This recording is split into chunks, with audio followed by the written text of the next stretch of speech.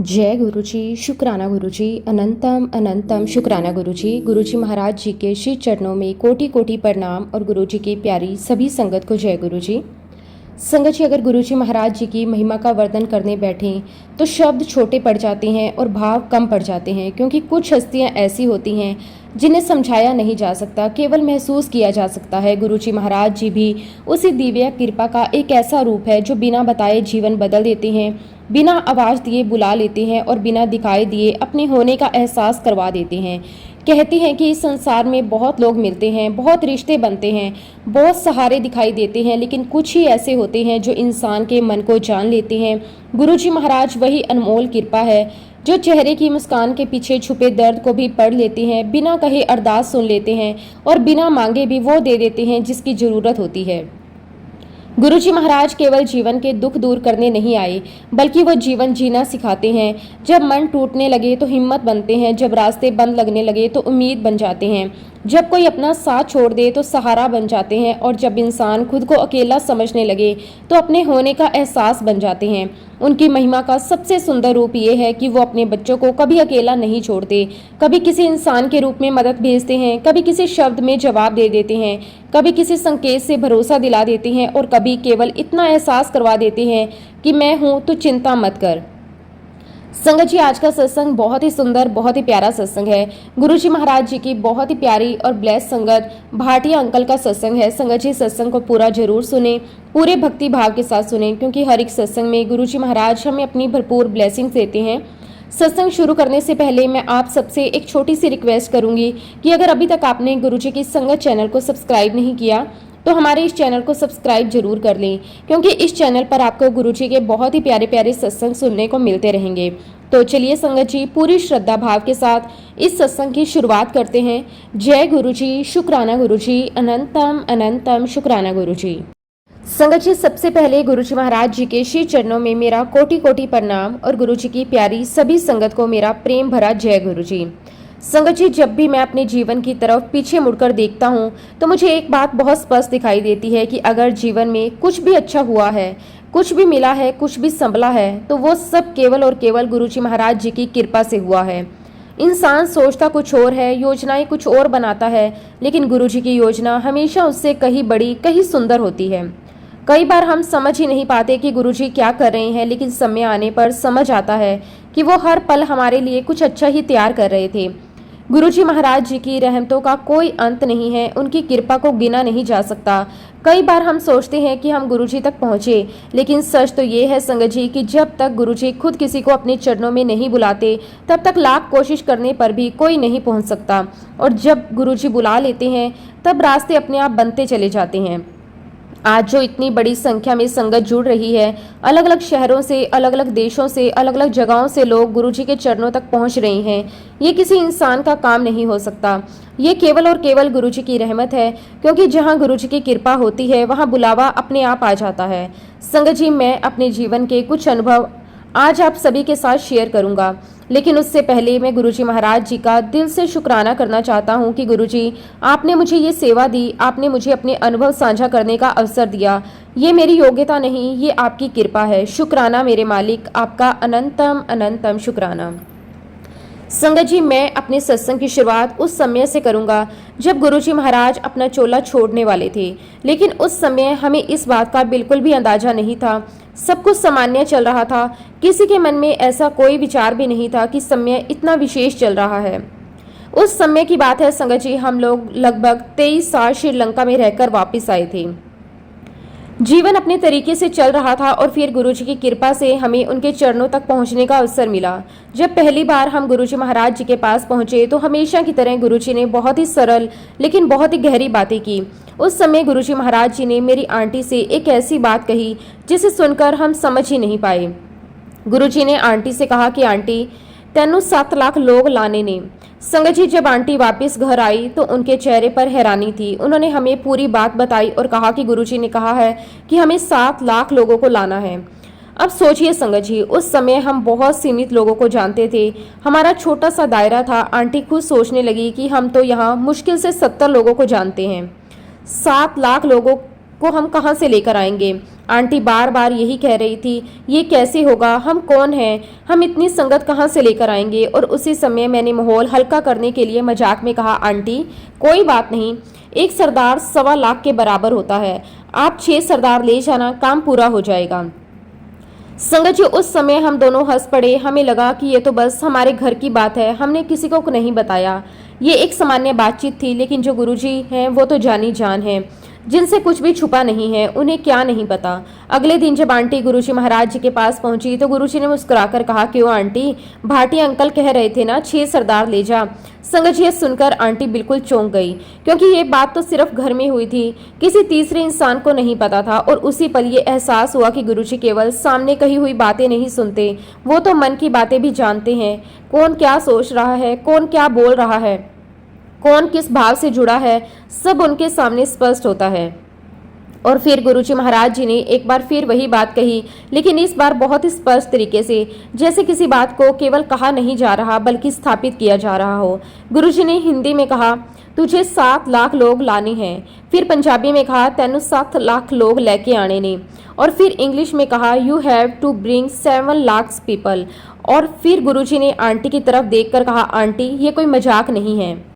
और संगत जी जब गुरुजी महाराज जी ने मेरी आंटी को इतनी बड़ी सेवा दी और कहा कि तुझे लाखों लोगों तक पहुंचना है, तो स्वाभाविक बात थी कि मन में सवाल भी आए और थोड़ा डर भी लगा।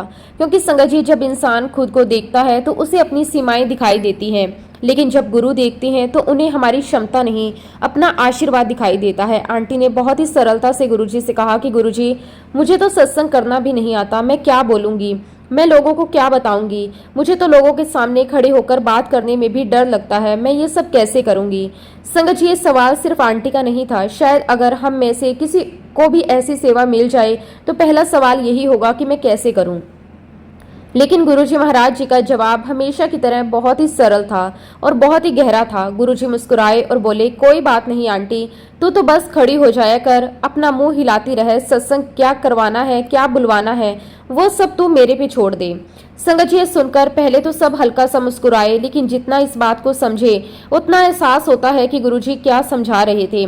मतलब ये नहीं था कि इंसान कुछ भी ना करे, गुरुजी ये समझा रहे थे कि जब सेवा उनकी हो तो चिंता भी उन्हीं पर छोड़ दो, जब बुलावा उनका हो तो शब्द भी वही देंगे, और जब काम उनका हो तो शक्ति भी वही देंगे। आंटी के मन में जो डर था, जो संकोच था, वो धीरे धीरे कम होने लगा। उन्हें लगा कि अगर गुरुजी ने कहा है तो जरूर कोई बात होगी, अब काम मेरा नहीं गुरुजी का है। लेकिन संगत जी किसी को क्या पता था कि ये बातें आने वाले समय के लिए तैयारी थी। इस बात के लगभग 1 सप्ताह बाद ही वो समय आया जिसकी किसी ने कल्पना भी नहीं की थी। गुरुजी महाराज जी ने अपना चोला छोड़ दिया। संगत जी वो खबर सुनना बहुत कठिन था। उस समय मैं देहरादून में था और वहां भी मैं अपनी इच्छा से नहीं बल्कि गुरुजी के आशीर्वाद से ही था। गुरुजी महाराज जी ने ही वहां मेरे लिए जूतों की फैक्ट्री लगवाई थी। सब कुछ उनकी कृपा से चल रहा था और अचानक ये समाचार, पहले विश्वास नहीं हुआ, बार बार लगा शायद कोई गलतफहमी होगी, लेकिन धीरे धीरे जब बात स्पष्ट हुई तो जैसे अंदर से सब कुछ हिल गया। मन में बस एक ही सवाल था, अब क्या, अब किसके पास जाएंगे, अब किससे बातें करेंगे, अब किससे पूछेंगे। संगत जी उस समय समझ आया कि इंसान कितना जल्दी किसी की मौजूदगी का आदी हो जाता है। लेकिन फिर गुरुजी की कही हुई बातें याद आने लगी। गुरुजी अक्सर कहा करते थे, यहाँ कोई भी परमानेंट रहने नहीं आया, किसी ने आज जाना है, किसी ने कल जाना है, लेकिन जाना सबने है। उस समय शायद हम इन बातों को सामान्य रूप से सुनते थे, लेकिन बाद में समझ आया कि गुरुजी हमें धीरे धीरे तैयार कर रहे थे। और फिर मुझे एक पुरानी घटना याद आई। एक दिन नॉन संगत डे था, शायद मंगलवार था, बहुत सीमित लोग थे। हम गुरुजी महाराज जी के पास बैठे हुए थे, मेरी बेटी भी वहीं बैठी थी। उस दिन वातावरण बहुत हल्का था। गुरुजी बहुत ही अच्छे मूड में थे। जो भी संगत आती गुरुजी उन्हें आशीर्वाद देते, मुस्कुराकर बातें करते। मुझे भी आशीर्वाद दिया, मेरी बेटी को भी, बाकी संगत को भी, क्योंकि मेरी बेटी उस समय बीडीएस कर रही थी। तो गुरुजी ने उसे देखकर पूछा, तुझे बीडीएस का मतलब पता है? सब लोग चुप। फिर गुरुजी खुद बोले, 32 दिन दादा सर्वनाश। और पूरा माहौल हंसी से भर गया।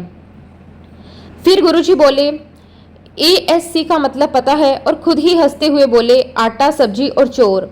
संगत जी गुरुजी ऐसे ही बहुत ही सरल तरीके से माहौल हल्का कर देते थे। फिर गुरुजी बोले, पीजीआई का मतलब पता है? और खुद ही बोले, परलोक जाए इंसान। सभी हंसने लगे। फिर गुरुजी ने कहा, वाइफ का मतलब पता है? और मुस्कुराते हुए बोले, वरीज इनवाइटेड फॉर एवर। उस समय मेरी वाइफ गुरुजी के चरण दबा रही थी। उन्होंने भी हंसते हुए कहा, गुरुजी आपने तो मेरे अंकल के दिल की बात बोल दी।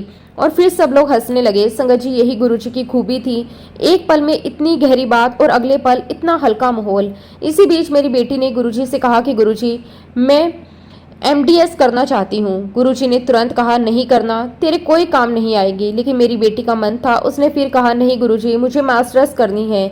गुरुजी कुछ पल चुप रहे, फिर बहुत सहजता से बोले, एक काम कर, तू ऑस्ट्रेलिया चली जा।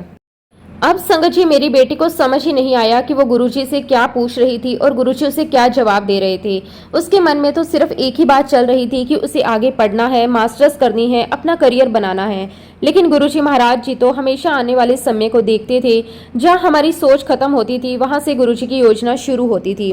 जब गुरुजी महाराज जी ने उससे कहा कि तू ऑस्ट्रेलिया चली जा, तो उस समय हम सब ने इसे सामान्य बात समझा। हमें लगा कि शायद गुरुजी ऐसे ही बोल रहे हैं, क्योंकि उस समय हमारी सोच सिर्फ इतनी थी कि पहले एमडीएस हो जाए, आगे की आगे देखी जाएगी।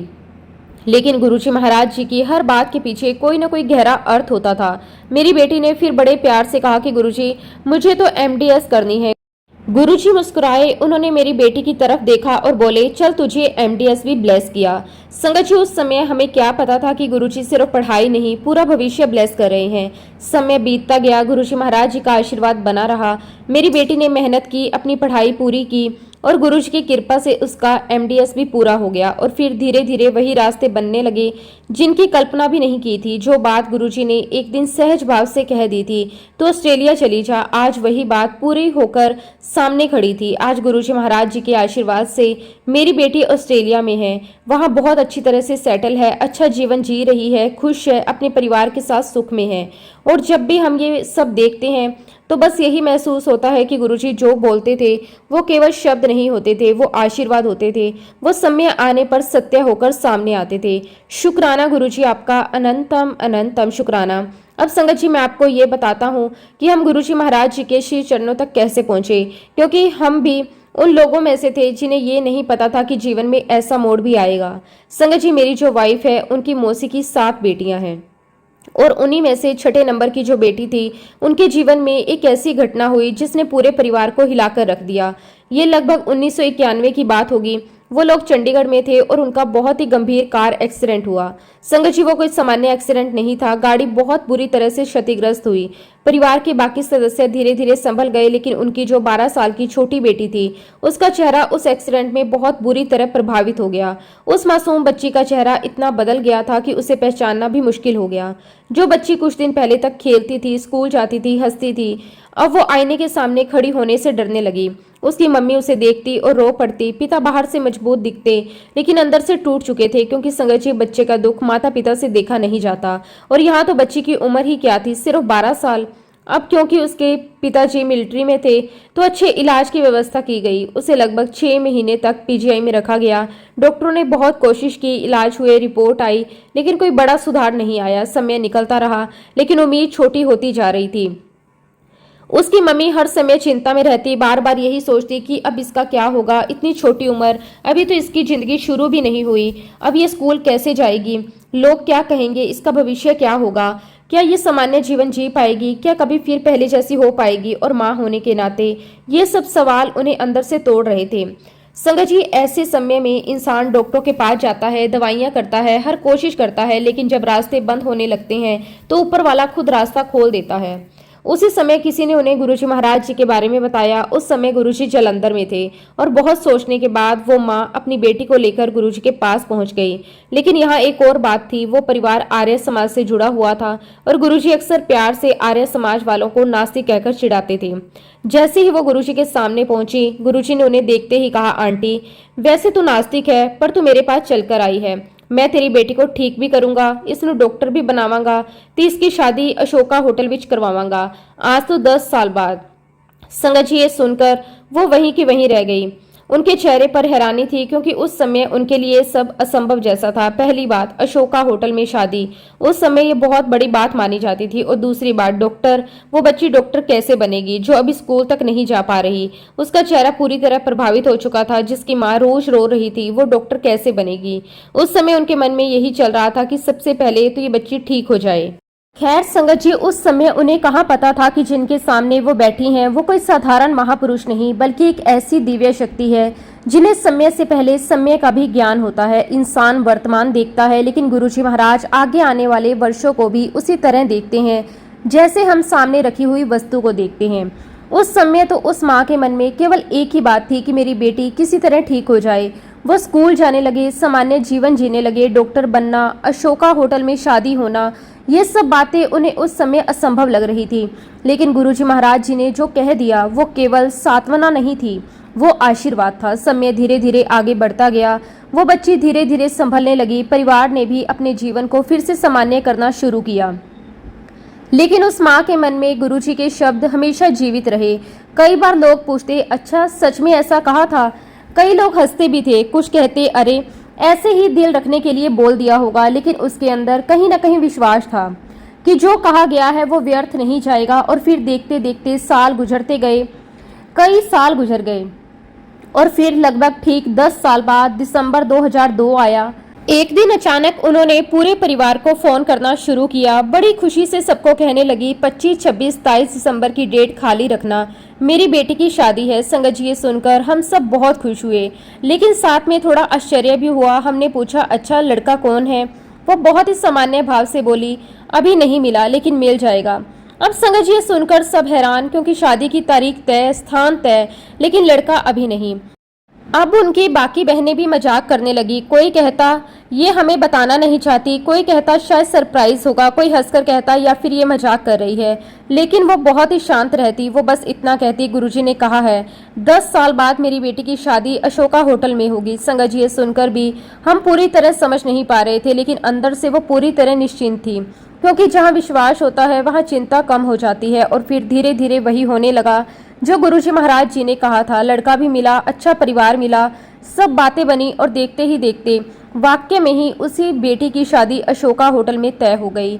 जब ये सब सच होने लगा तो परिवार के लोग भी आश्चर्य में पड़ गए। लोग कहने लगे सच में ये वही बात है जो वर्षों पहले कही गई थी।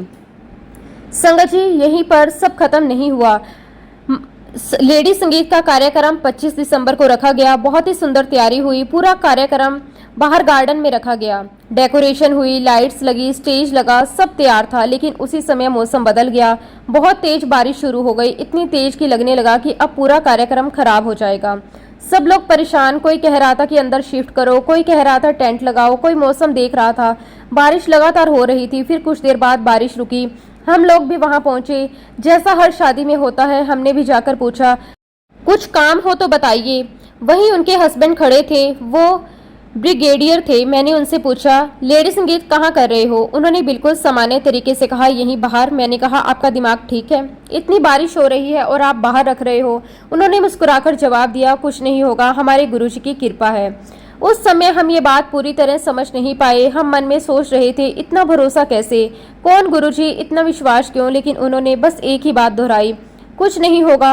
और फिर संगत जी, अगले दिन जब कार्यक्रम का समय आया तो हम सब हैरान रह गए। इतनी सुंदर धूप निकली हुई थी, आसमान बिल्कुल साफ था, ठंडी हवा, मौसम इतना सुंदर जैसे किसी ने विशेष रूप से तैयार किया हो। जो लोग पिछली रात परेशान थे वो भी आश्चर्य में थे। पूरा कार्यक्रम बहुत अच्छे से हुआ, कोई रुकावट नहीं आई, कोई परेशानी नहीं आई, सब कुछ बहुत ही सुंदर तरीके से संपन्न हुआ। और फिर आया 27 दिसंबर, शादी का दिन। स्थान था अशोका होटल। संगत जी, जो बात वर्षों पहले कही गई थी आज सच बनकर सामने खड़ी थी। सभी रिश्तेदार बाहर से आए हुए थे, सभी बहनें भी आई हुई थी और उसी दिन गुरुजी महाराज जी भी वहां पहुंचे। अब क्योंकि परिवार में कुछ लोग अभी तक गुरुजी को समझ नहीं पाए थे तो वो हंसी मजाक भी कर रहे थे। कोई कह रहा था अरे इनके गुरुजी तो हमें नास्तिक बोलते हैं, कोई मजाक कर रहा था, कोई देख रहा था। और तभी जब मेरी आंटी ने पहली बार गुरुजी को देखा तो उनके मन में पहला विचार आया गंजे से डोन जैसे कौन बैठे हैं। और संगत जी, जब मैंने पहली बार गुरुजी को देखा तो मैं आज भी उस पल को शब्दों में पूरी तरह नहीं बता सकता। ऐसा नहीं था कि मैंने पहले कभी किसी संत या महात्मा को नहीं देखा था, लेकिन उस दिन कुछ अलग था। जैसे ही मेरी नज़र गुरुजी पर गई मेरे अंदर कुछ बदलने लगा। मुझे ऐसा लगा जैसे वहां बहुत भीड़ होने के बावजूद गुरुजी की नज़र सीधे मेरे अंदर तक पहुंच रही हो। मैं समझ नहीं पा रहा था कि ये क्या एहसास है। संगत जी, उस समय मेरे मन में कोई विशेष भावना नहीं थी। मैं बस एक शादी में आया हुआ था। मेरा कोई इरादा नहीं था कि मैं किसी से मिलूंगा या किसी आध्यात्मिक अनुभव के बारे में सोचूंगा। लेकिन जैसे ही मैंने गुरुजी को देखा, मुझे ऐसा लगा जैसे कोई बहुत अपने मुझे बुला रहा हो। ऐसा लग रहा था कि मैं वहां खड़ा हूं, लेकिन मेरा मन उनकी तरफ जा रहा है। मैंने तुरंत अपनी आंटी की तरफ देखा और कहा, चलो आंटी, एक बार माथा टेक आते हैं। लेकिन आंटी का स्वभाव थोड़ा अलग था। उन्होंने तुरंत मना कर दिया, कहने लगी कि नहीं नहीं, मुझे नहीं जाना, मैं ऐसे किसी के पास नहीं जाती। मैंने कहा कि अरे चलो ना, एक बार मिल लेते हैं। लेकिन वो फिर बोली, नहीं, मुझे कोई ज़रूरत नहीं। संगत जी, मैं भी उस समय पता नहीं क्यों जिद पर आ गया। मैंने उनका हाथ पकड़ा और कहा कि चलो, बस 2 मिनट की बात है। चलते चलते मैंने उनसे कहा कि देखो, जब पास जाओ तो माथा टेक लेना। आंटी थोड़ा मुस्कुराकर बोली, नहीं जी, मैं तो अपने हस्बैंड के अलावा किसी के पैर नहीं छूती। मैंने भी हंसते हुए कहा, अरे भाई, जब हस्बैंड ही बोल रहा है तो एक बार मान लो। संगत जी, हम धीरे धीरे आगे बढ़े। जैसे जैसे पास पहुंच रहे थे, मेरे अंदर एक अजीब सी शांति बढ़ रही थी। आसपास लोग थे, आवाजें थी, लेकिन मन जैसे शांत हो रहा था। फिर हम गुरुजी महाराज जी के सामने पहुंचे, उन्हें प्रणाम किया, माथा टेका। संगत जी, मैंने सोचा था शायद इतनी भीड़ में कोई बात नहीं होगी, लेकिन जैसे ही हम उठे, गुरुजी ने हमारी तरफ देखा और बहुत ही सहज तरीके से पूछने लगे, कहाँ से आए हो, क्या करते हो, कैसे आना हुआ। संगत जी, उस समय मुझे बहुत आश्चर्य हुआ, क्योंकि मुझे लगा नहीं था कि इतनी सरलता से कोई बात करेगा।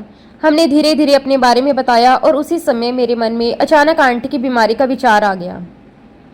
संगत जी, मेरी आंटी लंबे समय से परेशान रहती थी। उन्हें अक्सर सर्दी जुकाम बना रहता था। थोड़ी सी ठंड भी उन्हें बहुत परेशान कर देती थी। उसके अलावा उनके खाने की नली में अल्सर हो गए थे। डॉक्टर बदलते रहे, टेस्ट होते रहे, दवाइयाँ चलती रही। कुछ दिन आराम आता और फिर वही परेशानी। घर में भी सभी बहुत परेशान थे। कई बार ऐसा लगता कि अब क्या करें।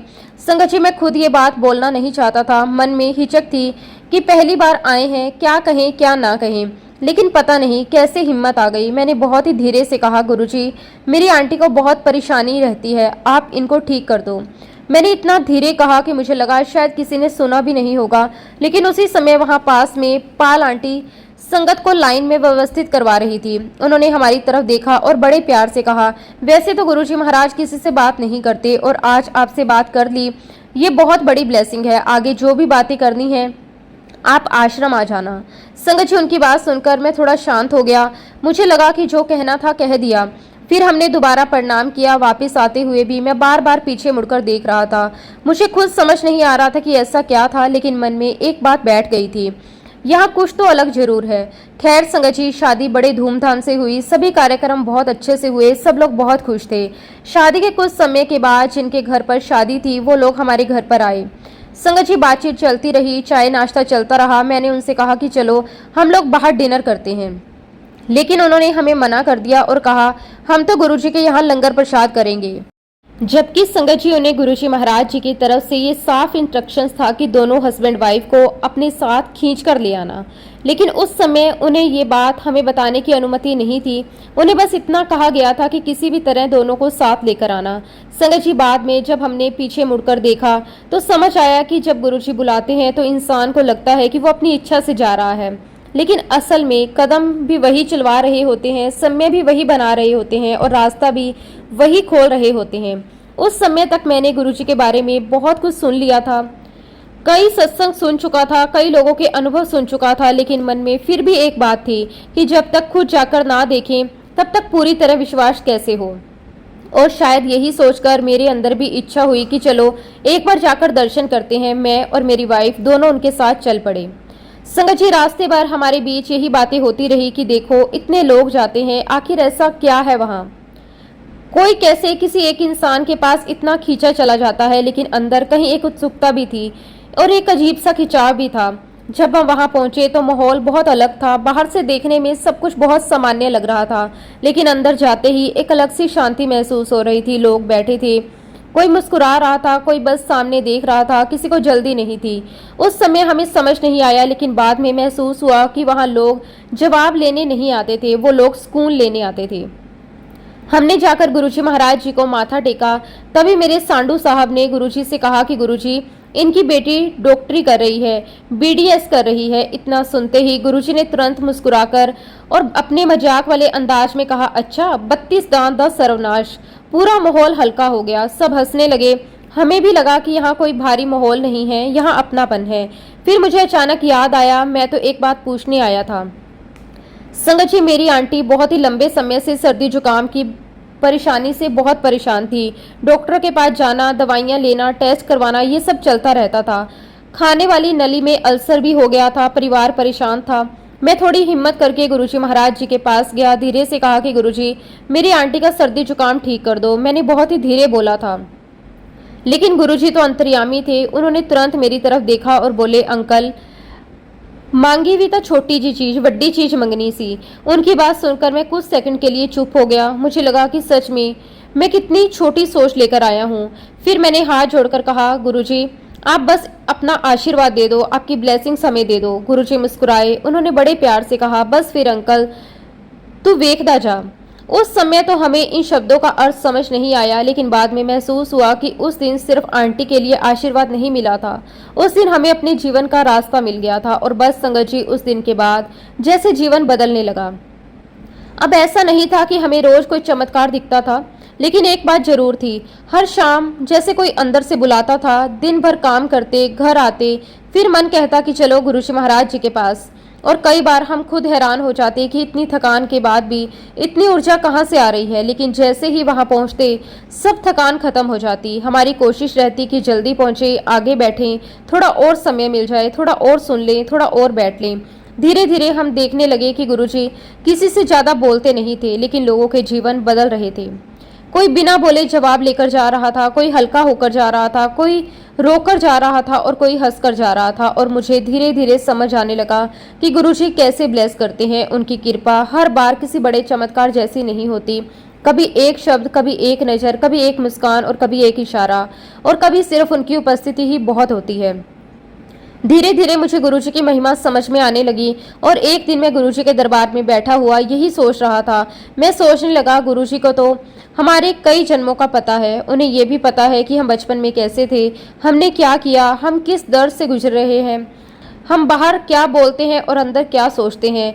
तो मेरे मन में विचार आया, गुरुजी कोई साधारण इंसान नहीं है, जरूर इनमें कोई शक्ति है। और इसलिए हम सबके दिल में, मन में क्या चल रहा होता है, ये सब कुछ गुरुजी महाराज जानते हैं। और संगत जी, धीरे धीरे मेरे मन में ये बात बैठने लगी कि गुरुजी केवल बाहर की बातें नहीं जानते, बल्कि इंसान के अंदर क्या चल रहा है, उनकी सोच क्या है, उनका स्वभाव क्या है, उसके मन में कौन सा डर है, कौन सी उलझन है, कौन सा प्रश्न है, ये सब भी उन्हें पहले से पता होता है। और संगत जी, एक बार की बात थी, गुरुजी को यह भी पता था कि मेरा पूरा परिवार, मेरा ससुराल, लगभग सभी लोग आर्य समाजी विचार रखते थे।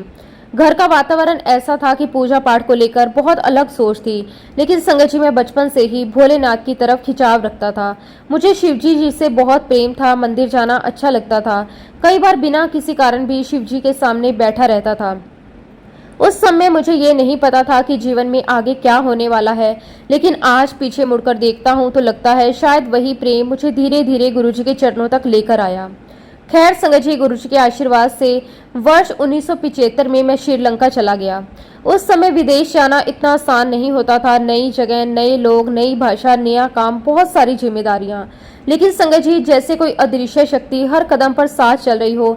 धीरे धीरे काम शुरू हुआ, संघर्ष भी हुए, मुश्किलें भी आई, लेकिन रास्ते भी खुलते गए। और देखते ही देखते बिजनेस चलने लगा।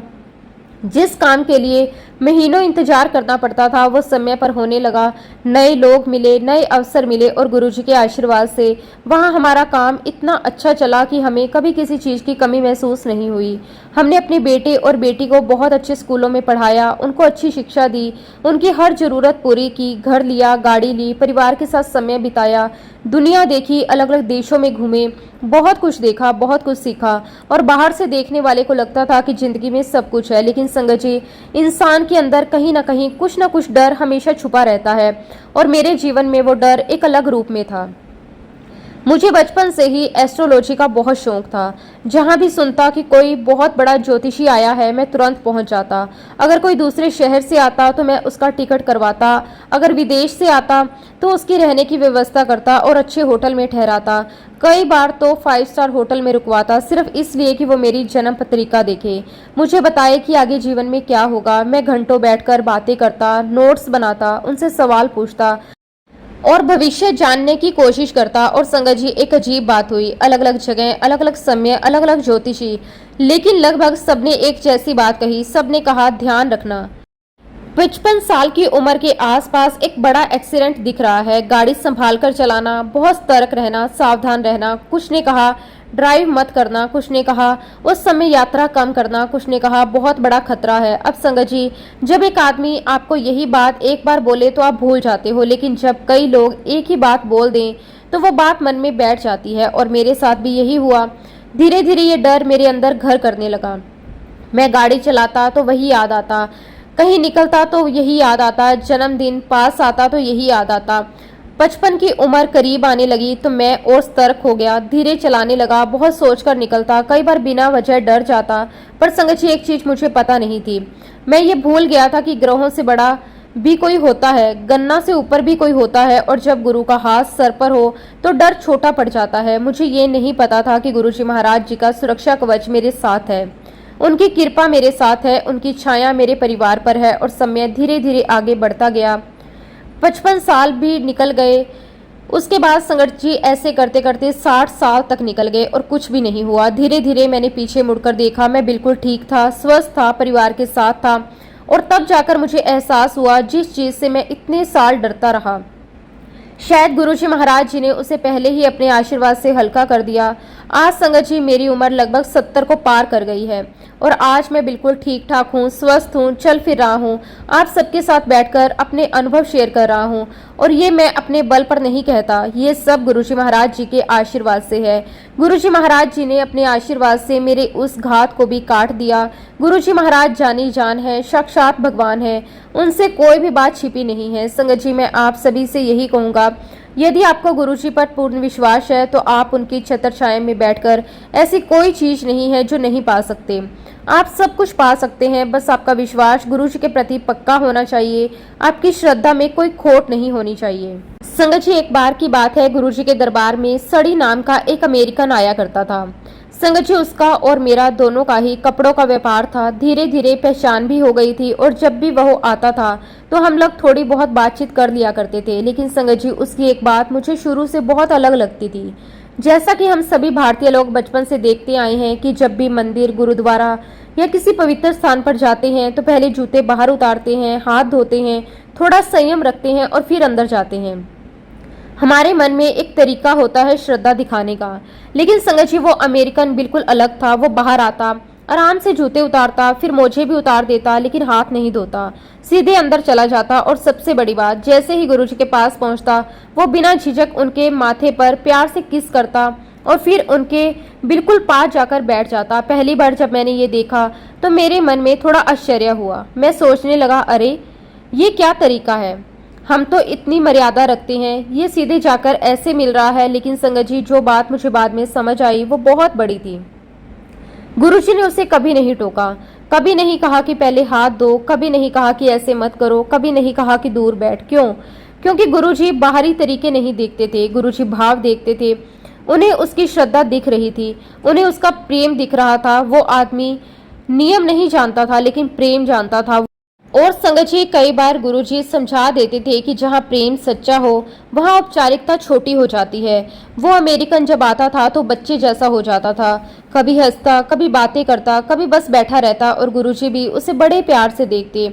एक दिन की बात है, दरबार लगा हुआ था, शब्द चल रहे थे, संगत बैठी हुई थी, माहौल बहुत ही अच्छा था। तभी अचानक गुरुजी ने उसकी तरफ देखा और मुस्कुराकर कहा, चल आज तू डांस कर।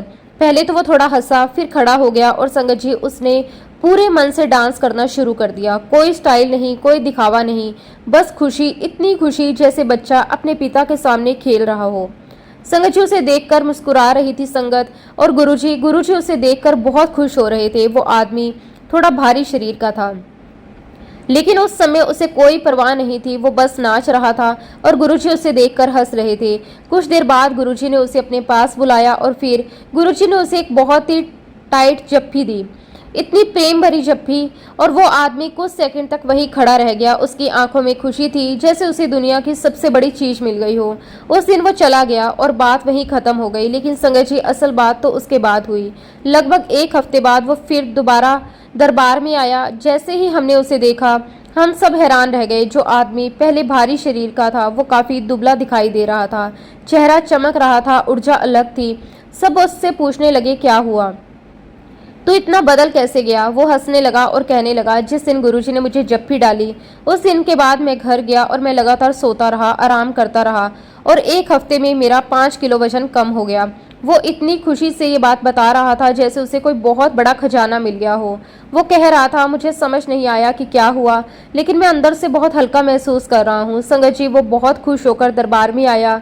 गुरुजी भी उसे देखकर मुस्कुराए और प्यार से बोले, देख तू पतला हो गया, हुन तू ब्याह करा ले। सारी संगत हंसने लगी, लेकिन संगत जी बाद में जो हुआ उसने हमें और भी हैरान कर दिया। गुरुजी महाराज जी ने उसकी 60 साल की उम्र में दोबारा शादी करवाई। सोचिए, जिस उम्र में लोग उम्मीद छोड़ देते हैं, गुरुजी वहां नई शुरुआत करवा रहे थे। तब समझ आया गुरुजी को सब पता है, किस संगत को क्या चाहिए, किसको स्वास्थ्य चाहिए, किसको सहारा चाहिए, किसको परिवार चाहिए और किसको हिम्मत चाहिए। एक बार की बात है, गुरुजी ने हमें अपने साथ पटियाला चलने के लिए कहा। संगत जी, मैं, मेरी आंटी और आंटी की वो बहन जिनकी बेटी को गुरुजी ने ब्लेस किया था, हम तीनों गुरुजी के साथ जाने के लिए तैयार हो गए। हम सभी लोग एक ही कार में बैठे थे। करीब 5 से 6 कार का पूरा काफिला साथ चल रहा था। सबके चेहरे पर खुशी थी। ऐसा लग रहा था जैसे कोई साधारण यात्रा नहीं, कोई बुलावा मिला हो। हम सब गुरुजी के साथ पटियाला चले गए और मुझे बहुत अच्छे से याद है संगत जी, ये 27 अप्रैल 2003 की बात है। बहुत तेज गर्मी थी, धूप बहुत ज्यादा थी, लेकिन पूरे रास्ते गुरुजी महाराज जी ने अमृत वर्षा करवा दी। संगत जी, पूरे रास्ते हल्की हल्की बौछार होती रही। संगत जी, ऐसा लग रहा था जैसे मौसम भी गुरुजी के साथ चल रहा हो। अप्रैल का महीना था, गर्मी अपने पूरे जोर पर थी। बाहर निकलते ही धूप चुभती थी, लेकिन उस दिन कुछ अलग ही अनुभव था। ना बारिश इतनी थी कि रास्ता खराब हो, ना धूप इतनी थी कि परेशानी हो, बस हल्की हल्की फुहार, ठंडी हवा। ऐसा मौसम की सफर आनंद बन गया। हम सब कार में बैठे बैठे एक दूसरे को देख रहे थे। कोई कह रहा था अभी तो इतनी गर्मी थी, कोई कह रहा था ये मौसम अचानक कैसे बदल गया, कोई बस मुस्कुरा रहा था, लेकिन अंदर ही अंदर सब एक बात महसूस कर रहे थे, ये यात्रा साधारण नहीं है। गुरुजी के साथ सफर का आनंद अलग ही था। किसी को थकान नहीं, किसी को जल्दी नहीं, सब बस उनके साथ चल रहे थे। संगत जी, रास्ते में बातें होती रही, कभी हंसी मजाक, कभी पुराने अनुभव, कभी गुरुजी की बातें, और देखते ही देखते हम अंबाला की तरफ पहुंचे। वहां रास्ते में एक पेट्रोल पंप आया। अचानक गुरुजी ने अपनी गाड़ी रुकवाई और पीछे वाली आने वाली सभी गाड़ियों को रुकने का इशारा किया।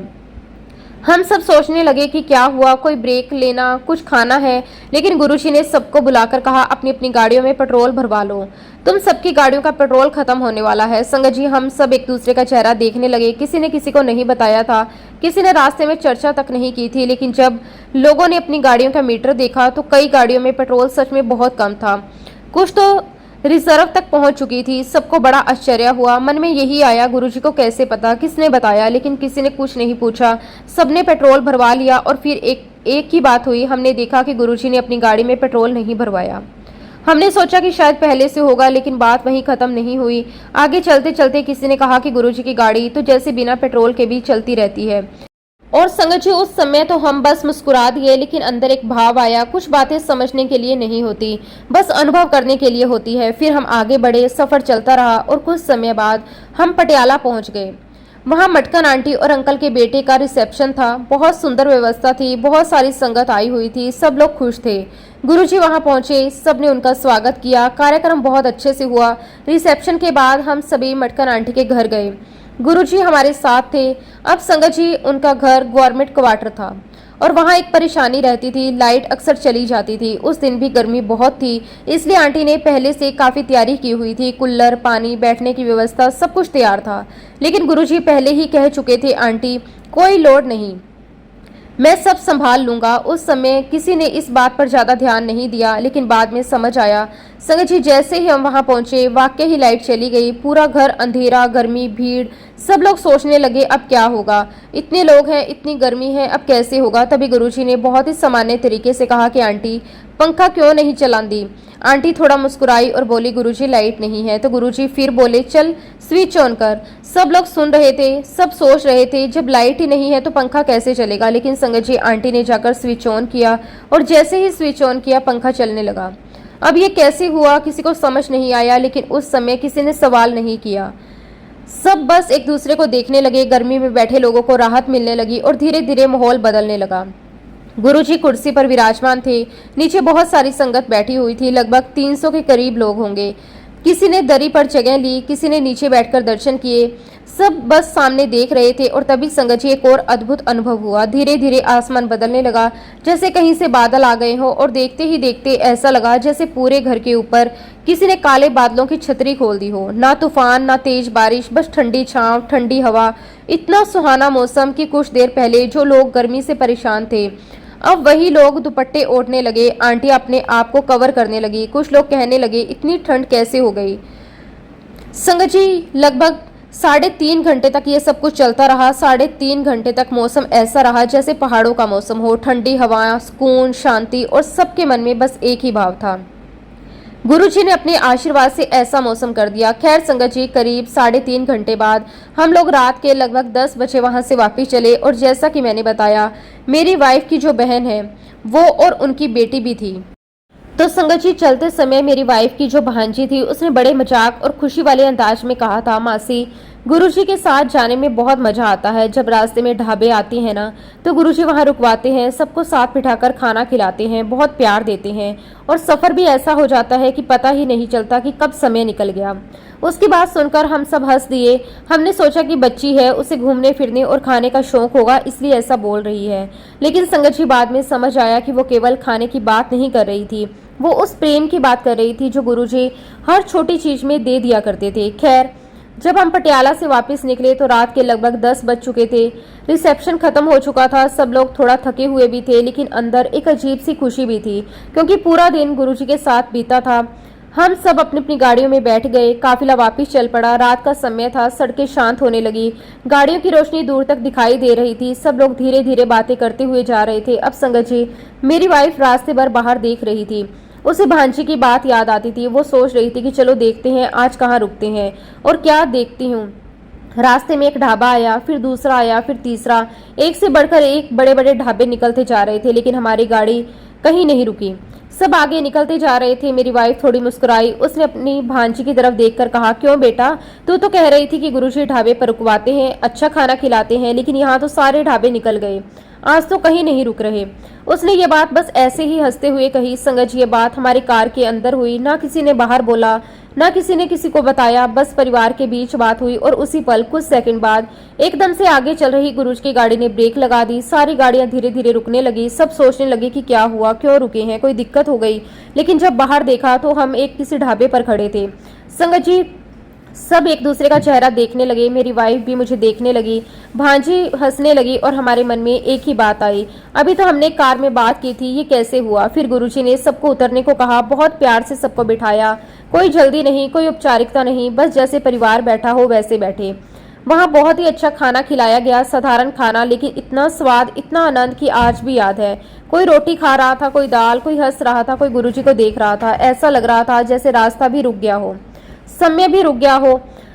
सब बस उस पल को जी रहे थे। खाना खाने के बाद हम वापस गाड़ियों की तरफ आने लगे। तभी गुरुजी ने मुझे आवाज लगाई और मुस्कुराकर बोले, अंकल, अपनी वाइफ को बोल उसकी भांजी को मजा आया कि नहीं आया। संगत जी, उस समय हमारे तो होश ही उड़ गए, क्योंकि कार में जो बात हुई थी वो केवल हम लोगों ने ही सुनी थी, लेकिन गुरुजी को सब पता था हम क्या बोल रहे हैं, क्या सोच रहे हैं, किस बात पर हंस रहे हैं। सब उस समय अंदर से यही महसूस हुआ, गुरुजी सच में जानी जान है। फिर हम वापस चलने लगे। सब अपनी अपनी गाड़ियों में बैठने लगे। गुरुजी अपनी गाड़ी में बैठ गए। उसी समय मेरी वाइफ उनके चरण छूने गई और मैं थोड़ा पीछे खड़ा था। मैं साफ साफ सब सुन रहा था। तभी गुरुजी ने मेरी वाइफ से कहा, भाटिया आंटी, फिक्र ना करी, तेरे अंकल नु मैं बिल्कुल फिट रखांगा। संगत जी, ये सुनते ही मैं अंदर से इतना खुश हो गया जैसे किसी ने जीवन भर की चिंता खत्म कर दी हो। मैं मन में सोचने लगा, बस अब तो ऐश है। जब गुरुजी ने कह दिया कि फिट रखूंगा तो फिर किस बात का डर, और खासकर मेरे लिए जिसके मन में सालों से एक्सीडेंट वाली बात बैठी हुई थी, ज्योतिषों की बातें बैठी हुई थी, भविष्य का डर बैठा हुआ था। उस दिन पहली बार लगा कि अब सब उनके हाथ में है। और वाकई ही संगत जी, गुरुजी ने मुझे आज तक फिट रखा है। आज भी मैं चलता हूँ, काम करता हूँ, परिवार के साथ हूँ। हर दिन यही महसूस करता हूँ कि ये सब उनकी कृपा है। संगत जी, जब से गुरुजी महाराज जी ने मेरा और मेरे पूरे परिवार का हाथ थामा है, तब से मेरी पूरी लाइफ बदल गई है। मैं गुरुजी महाराज जी का जितना भी शुक्राना करूं उतना कम है। और इसी के साथ संगत जी, अब मैं अपने शब्दों को, अपनी वाणी को यहीं पे विराम देता हूं। जब भी गुरुजी महाराज मुझे आज्ञा देंगे, मैं अपना अगला शुक्राना सत्संग भी आप सबके साथ जरूर शेयर करूंगा। जय गुरुजी, शुक्राना गुरुजी, अनंतम अनंतम शुक्राना गुरुजी। ओम नमः शिवाय, शिवजी सदा सहाय। ओम नमः शिवाय। गुरुजी सदा सहाय। जय गुरुजी।